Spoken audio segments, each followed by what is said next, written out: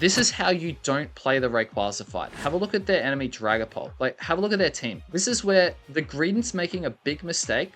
So in this gameplay, I've decided to play Umbreon in the bottom lane. And the reason I've gone Umbreon is because I've recognized that our team is really squishy. And unfortunately, we've got 2 stackers in the top lane and we've got a stacking Dodrio in the bottom lane. So this is not the sort of game you want to be queuing into.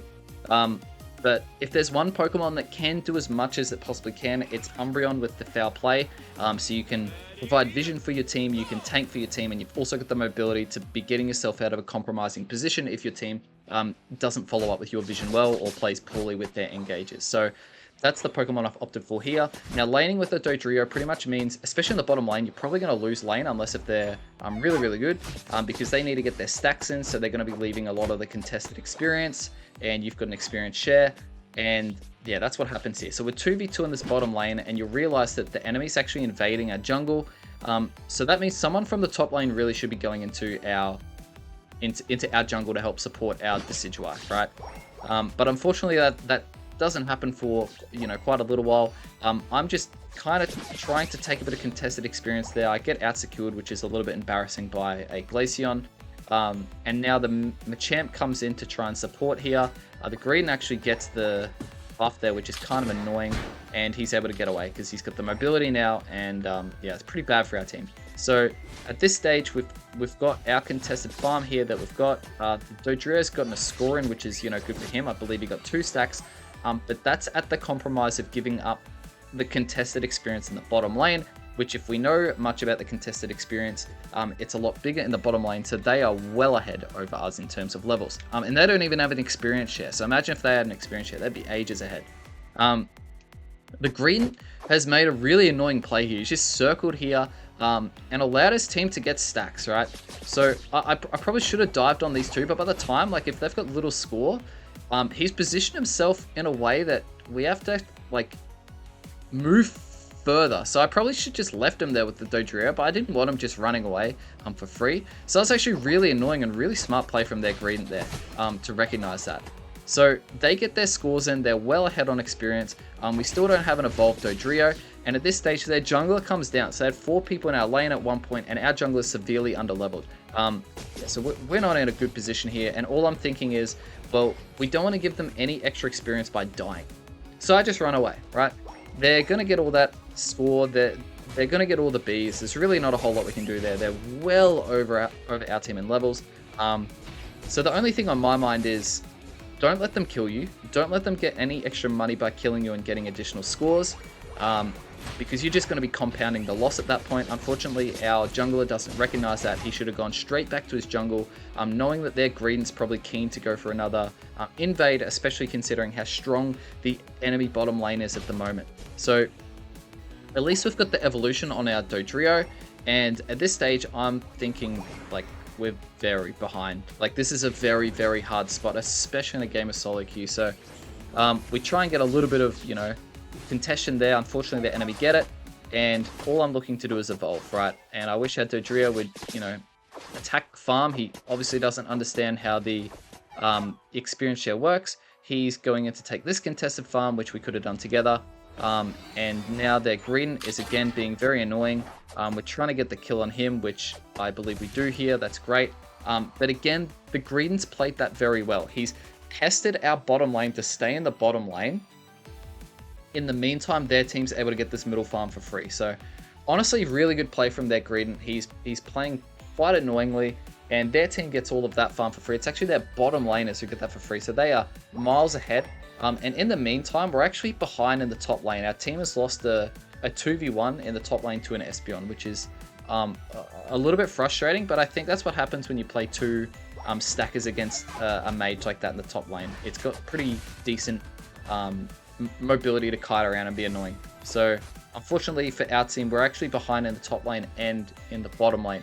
But we tick over to level 6 here, which is great, and we've got the Snarl and the foul play, so we're at least going to be able to buy some time for our team and defend as much as possible. Now, at this point, I've tried to kind of engage and push the enemy back so we can get as much of this middle experience as possible.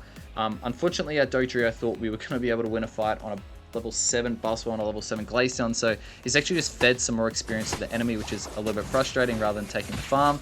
And now the Glaceon's actually got Unite move, and we're in a very bad spot here. Luckily, I was able to get away with the double foul play, and all I'm looking to do is just stall the enemy as much as possible without dying. But unfortunately, the smackdown got me there, so good play from the enemy there. And again, the Dodrio goes for the engage and ends up, not doing too well there. So the enemy break our bottom goal zone.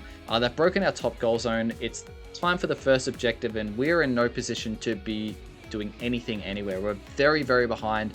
Our jungle is still level 6. Their jungle is level 9. So we are in a very bad spot early game. So this is not good, right? So the question is, what do you do from here? Well, there's an objective in the top lane and there's an objective in the bottom lane.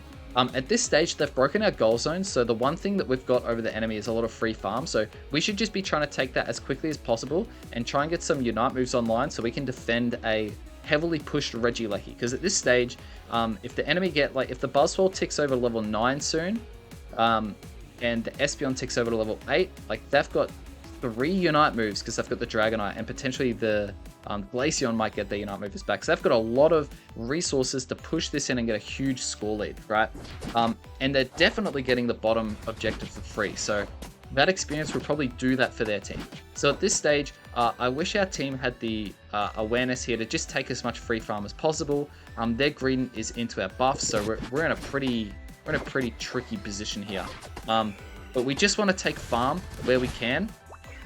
And at this stage, the enemy team is looking to rotate top, and yeah, it's very, very tricky. At this stage, I'd probably suggest just don't engage on the enemy and don't die too deep, kind of like our Mimikyu's doing here. I would say that if there's a time when you could get a potential stack in, it'd be a small score. Like, there is some money down this bottom lane, so if that Dodrio needed some stacks, now would be the perfect time to go for that. And yeah, you can see that all I'm looking for is just any experience that we can get over the enemy. So they've got an objective they could be taking up in this top lane. To me, it makes a lot of sense just to take these Bs here, right? Because a lot of their team is going to be up taking this objective, and we can get some experience here to try and get some Unite moves, and then have some resources to defend this. So that's why I go in here, but unfortunately our team tries to take on fights, and we're in no position to take on fights. We're very behind in numbers there, and then their team recognizes that we're behind, so they take the opportunity to take the farm, and we're just in like a very, very bad spot. So first 4 minutes of this game, we're in a very, very bad spot. We don't have any Unite moves. Our Mimikyu goes and engages again on the green, which is weird. Their Dragapult, in my opinion, played way too aggressively and was way too low on health. He gets picked off. That's a huge misplay. That gives our Machamp a lot of experience back. Their team, for whatever reason, is playing overly aggressive without the Regieleki, so their team has given our team an opportunity to get back into this game, right? All I'm looking to do is, I recognize this is happening, so I dive on to try and get as much support, and now we've got 3 people with Unite moves. If the enemy hadn't have played, if the enemy just got the Regieleki, took some farm and slowly walked it in, we wouldn't have our resources to be defending this objective. So honestly, that's not good play from our team, that's just poor play from the enemy. And I recognize that we've got some Unite moves here, and we can engage. So I look to kind of get a bit of flank and then get the CC from the back, so they're not going to be able to retreat there. Machamp repositions well to get this Unite move off. He gets the Glaceon. The Glaceon actually ejects away, which is good play, but he picks up the Glaceon, which is awesome. I dive onto the Espeon. The Espeon gets picked off with the help of the Decidueye, and then we get a lot of kills there. And honestly, at this stage, this is probably really greedy of me to try and dive on to their Dragapult at this stage. He ends up getting the kills on us. Honestly, that's probably just me being greedy. That was a very bad misplay there from me. Giving them a bit of free experience there. Definitely should have done that. Definitely should have backed out and recognized how much farm was on the map, and just gone into just additional catch-up mode. Because have a look at the amount of farm we have on our map versus the enemy, right? They should be down here taking this contested farm and not letting us get any score here. At this stage, our team's still behind on experience, and I believe this is a very good time to get some score experience into the top lane. So you've seen I've actually pinged on the map. Let's score into the top lane. Noticing that our Decidueye's got 40 score, our team could rotate up there. We've just used quite a lot of our Unite moves to defend there, so and the enemy have a pad here, and we're just in no position to be going to this bottom goal zone. Our team wants to be here, so it's a little frustrating because you can't just run away from your team. So like any sensible engage, we want to take it as a 5v4. So I noticed that Greedent is out of position, and we get the kill onto him. However, unfortunately, I'm a champ. Tries to be a bit of a hero and take on a 2v1 there, and gets himself in a bad position, allows the enemy to reposition well, and they just dive on us, and they're actually able to win that pretty easily.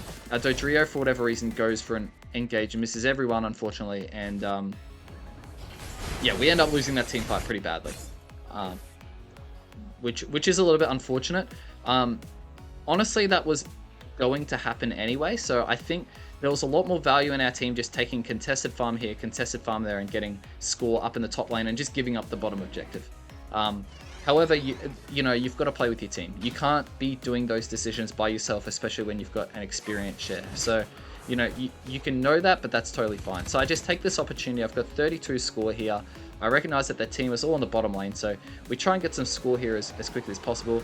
Unfortunately, our Decidueye was, you know, he uses eject there, which is, you know, interesting, but, you know, maybe that's what he needs to do in terms of time. Our team gets picked off here, and honestly, I'm just looking to run away. There's not a lot of value in this Regieleki here. To be honest, there's probably more value for us just to give it up and let them try and walk it in. I'm hoping that the enemy make a bit of a misplay. So we're able to get the base off there, which is great. Their team is taking a huge team fight. They are definitely going to win that team fight, and they look to take this Regieleki. So the enemy should take the Regieleki and try and take as much contested farm as possible. Meanwhile, our team should, yeah, just be taking the contested farm before the enemy take it off us as quickly as possible. So we want to mow it up, and then by the time the enemy can walk through, there's no experience for them to take. Their team decides to try and push this, which is weird because it gives our team an opportunity to try and actually get some Unite moves off here. We're able to mow down the Dragapult there. I sacrificed myself for the Glaceon, but that pushes the Glaceon far enough out. We actually end up getting quite a lot of experience catch up, which is one thing that I see a lot of teams make this mistake, guys. It was completely unnecessary again. So our 2 points of catch-up in this game have been when the enemy have decided to misplay at the Regieleki. So they played so well. They've outplayed our whole team, and they've got very good team composition over our team as well. But yeah, they've made 2 misplays at the Regieleki. So very, very bad play from our enemy team there. 50 seconds until the Rayquaza, and yeah, we're in a position where we just want to hit some small farm, get our Unite move back. I recognize that their team's maybe looking to push some score in. We don't want to get too far behind on the score lead. And yeah, we aim for level 12. We try and aim to get our team to their power spike, so that's Machamp to 13, me to 12, make sure everyone's got their Unite moves good to go. Unfortunately, our Mimikyu gets picked up again, which is a little bit frustrating. I'm giving their team additional experience at that point in the game.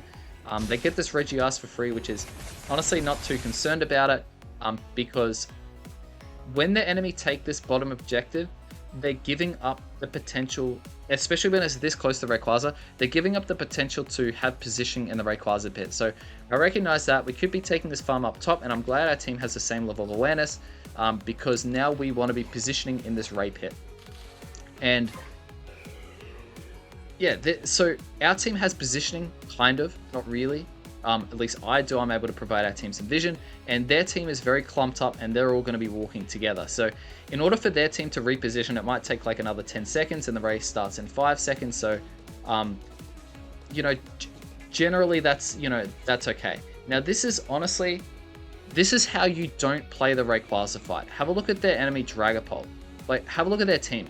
This is where the Greedent's making a big mistake by not frontlining for his team at the Rayquaza. He's been a pest the whole game, which is totally fine, especially because he's put their team in the lead and maintained the lead. But now it's time for Rayquaza. So the Greedent's making a very, very bad play by not being in the pit. Honestly, I think our Decidueye is making a pretty poor play being this far back. I think he should be in our jungle where our Dodrio is. Dodrio is, maybe working with these 3 here, are looking to assassinate and pick something off. So yeah, so their Dragapult's frontlining, their Buzzsaws behind him, they should be reversed in position. their mages are way too far behind to be doing follow-up damage. So you're going to see this just falls apart for the enemy, right? I noticed their Dragapult goes in. Our team just hard engages on the Dragapult. They get caught by the Snarl. I go in with the Eject and the Unite move, which gets a decent stun on them, and then Machamp follows up with a monstrous Unite move, which is awesome. And then we trap them in this choke here. We've got the Snarl, we've got huge Drill Pecks, and the last one to die in their team is Greedent, and they all get stunned and picked off before any of them get their Unite move. So that right there is just how you do not play the Rayquaza fight. I'm going to replay that. That is not how you play the Rayquaza fight. They have absolutely ruined the game by positioning like that. And you can see this is why your team might get a little bit frustrated with you. Alright, so again, when you play Umbreon, you want to be tanking the damage and you want to be getting a lot of assists, not necessarily a lot of kills. So a lot of these assists actually came late game. We got 5 assists late game, which is really, really good.